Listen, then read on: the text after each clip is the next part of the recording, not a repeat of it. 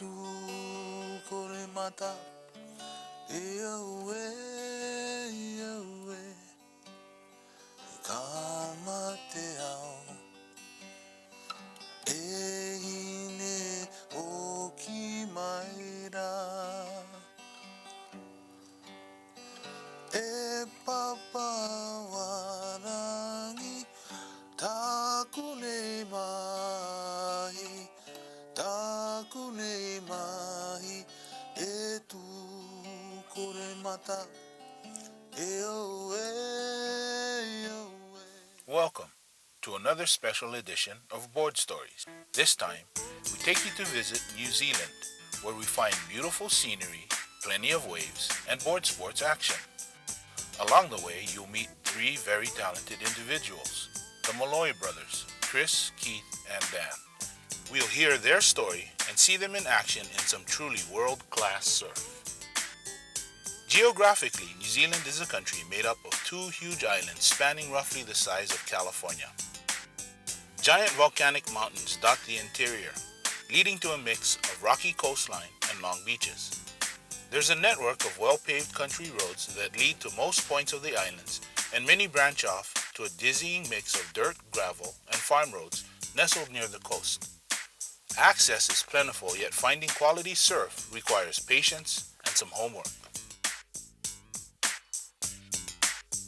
The search is on, and for this trip, ability, opportunity, and endeavor equal memories to share for a lifetime. When we come back, we'll spot check New Zealand's most publicized wave, and you'll see why. Cutbacks to the inside of the valley, back into the barrel, and race it all the way out to the end. Probably a big floater smack at the end section.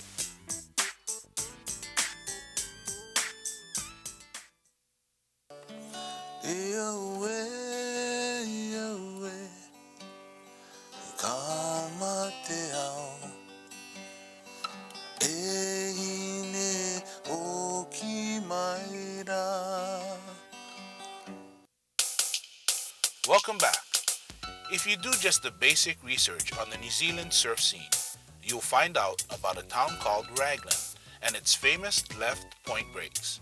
It's a small, tidy town with a tight group of friendly locals, great eateries, and reasonable accommodations.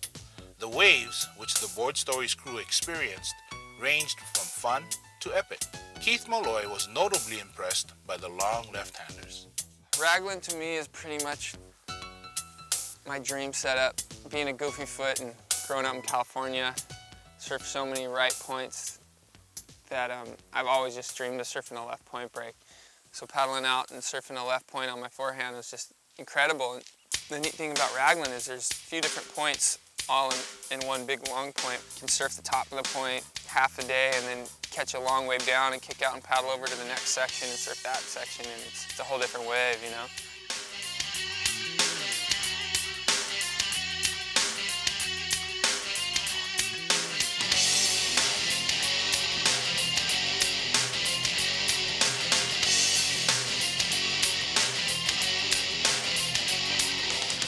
Long rides, you know, after 2 or 3 waves, your legs are so tired. You have to give yourself a break before you can catch another one.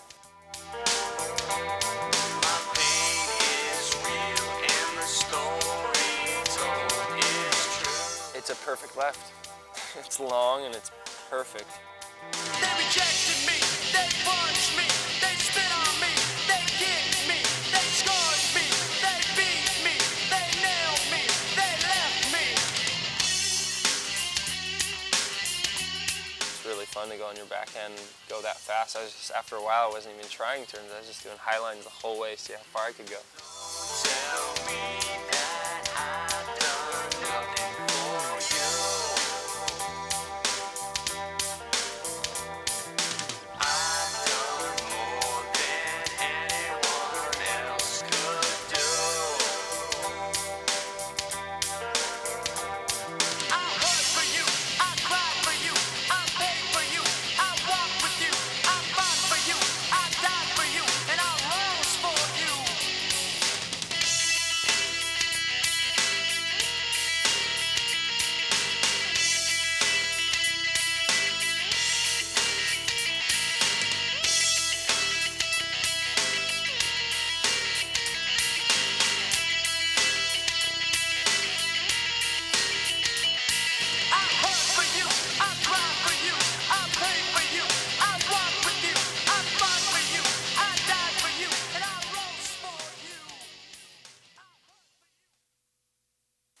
this is Keith Malloy, and we're in Raglan, New Zealand, surfing some left-hand points.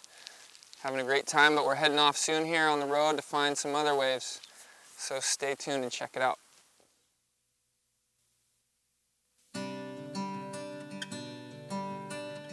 Welcome back to the show, and back to the action.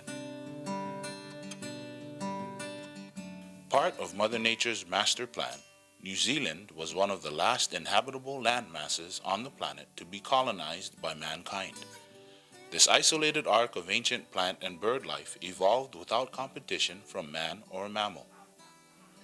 Polynesian culture migrated there by canoe around the year 1000. The Maori culture that developed referred to this land as Aotearoa, land of the long white cloud.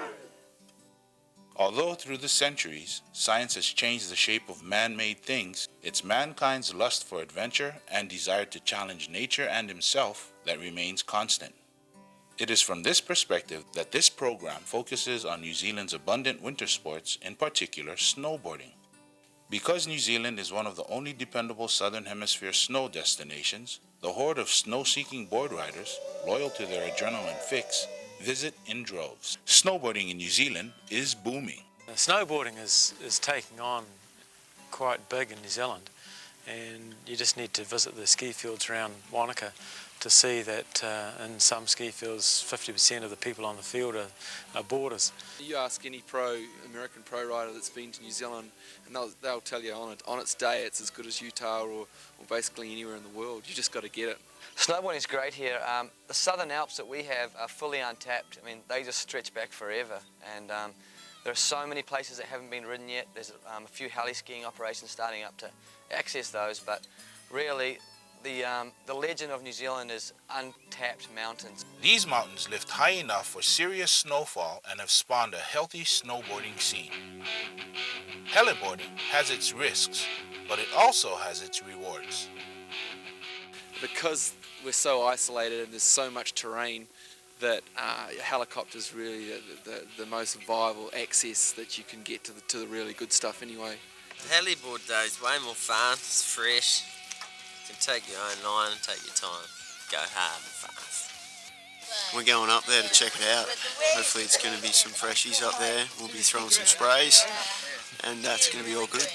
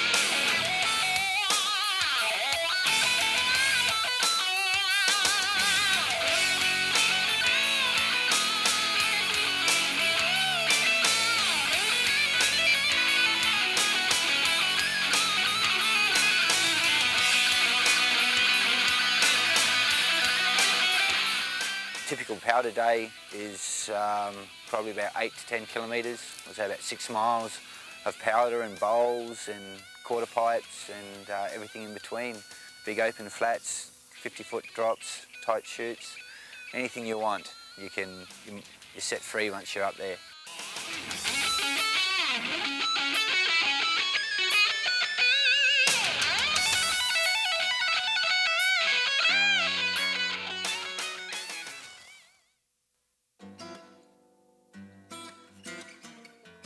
Here's a bit of politics. With a strict nuclear-free policy, New Zealand Prime Minister Helen Clark has taken careful steps to prohibit U.S. warships from entering her harbors. One might applaud this country for its stance on world peace and atomic control. However, had Prime Minister Clark known about the bombs unleashed at this surf spot they found, U.S.-New Zealand political diplomacy would have been forever compromised. That's me staring out my window, different man that I was before. I was scared with no hesitation, kept me running for the door. When it's spoke, well, his words fell away, ain't it something that I can't deny? I was confronted by a nasty reputation, washed me up, see the lie. In my mind, that was ever so elusive, hidden even beneath the plastic shine. I had to wonder if I'd ever really figure out what it was I was trying to find.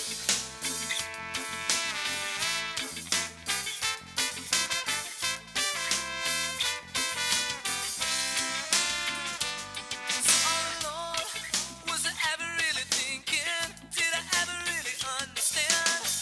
I was covered by a wave of confusion, showing in my shaking hands. Tonight, I was in a situation, didn't want to just take control or run, but I never checked my options, still just laying silent in the sun.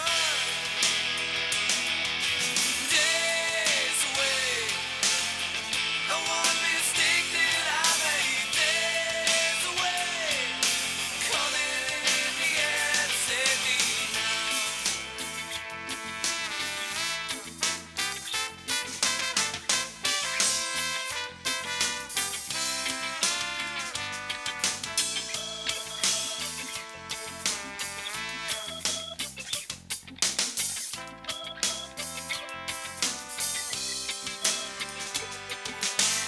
That's me staring out my window, different man that I was before.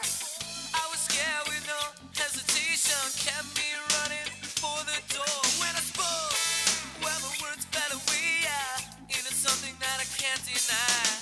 I was confronted by a never-ending circle, wash me up till I see the light. Days away, no one mistake that I made. Days away, coming in the end, save me. Days away, no one mistake that I made. Days away, coming in the end, save me now. Save me now. Save me now.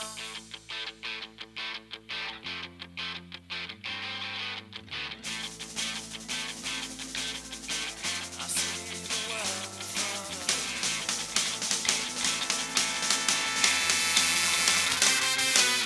days away, the one mistake that I made. Days away, coming in the end, save me.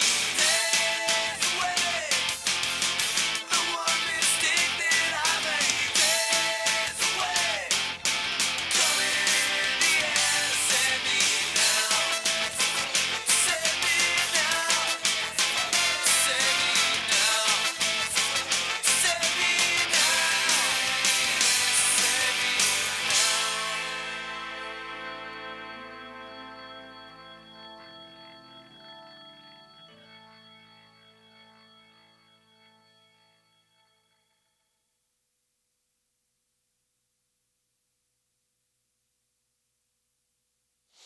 The best thing about New Zealand to me is fly fishing. Screw all that surfing stuff. I just came here to catch some trout. Stay tuned for board stories because you never really know what you're going to catch.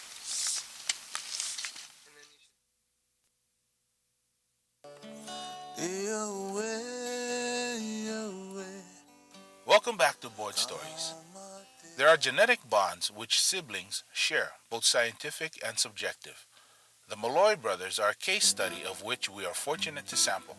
As brothers go, they get along well, look out for each other, and share similar ethics. Their common desire and talent for riding waves warrants further study, and their abilities are matched with sincerity.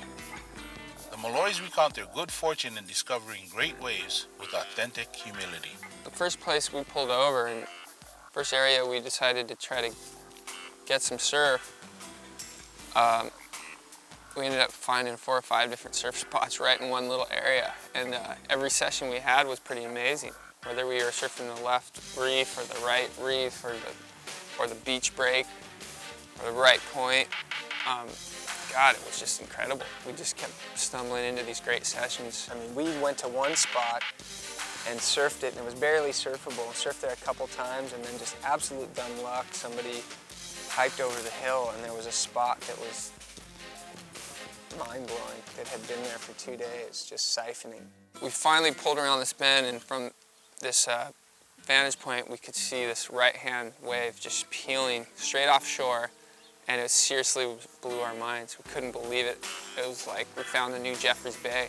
Our jaws just dropped. We saw these, we were looking into this right-hand barrel, just like really strong offshore wind, just held the barrel up, and we could see like 4 or 5 waves coming down the point, looking straight into the barrel, and we were freaking. You know, we stumbled across one of the best waves I've ever surfed.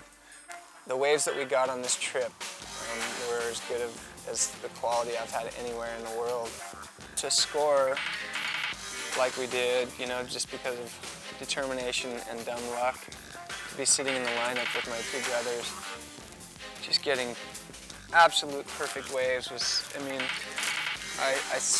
we sat out in the lineup and we said to each other, God, you know, we surfed a lot of really, really perfect waves, but to me it was this trip, those moments out there in the surf with my brothers was one of the top 3 surfing experiences I've had in my life, looking up at the mountains and the, you know, the raw energy of the ocean like it was those 4 days was as good as it gets for me. The crew surfed amazing waves all day long at this place they named Pohaku Point.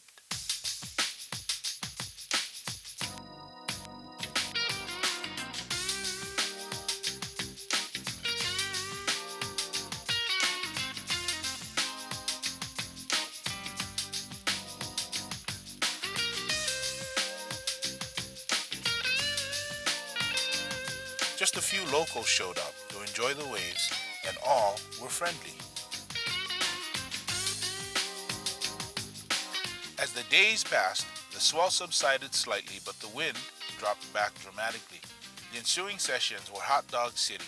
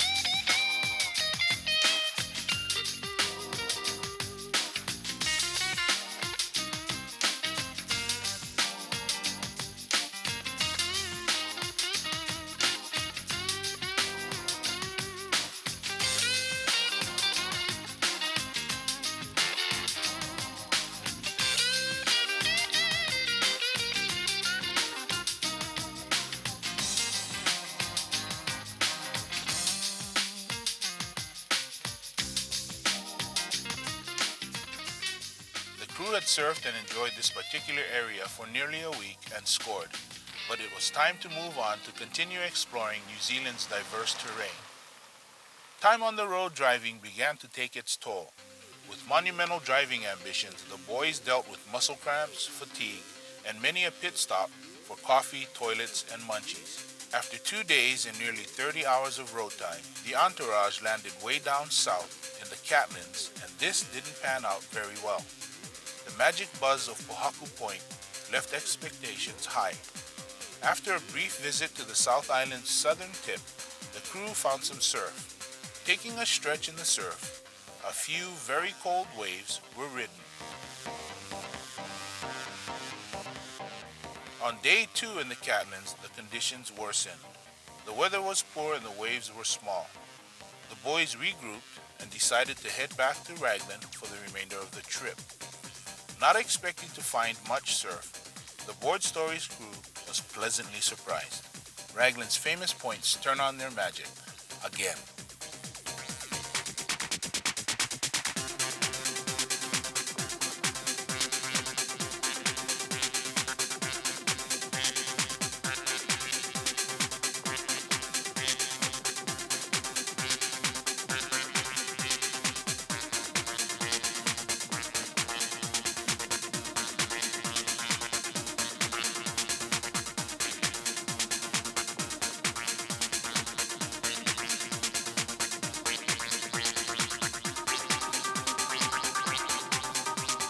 Many thanks to Anaru, Miles, and the other New Zealanders who made this board story such a pleasure.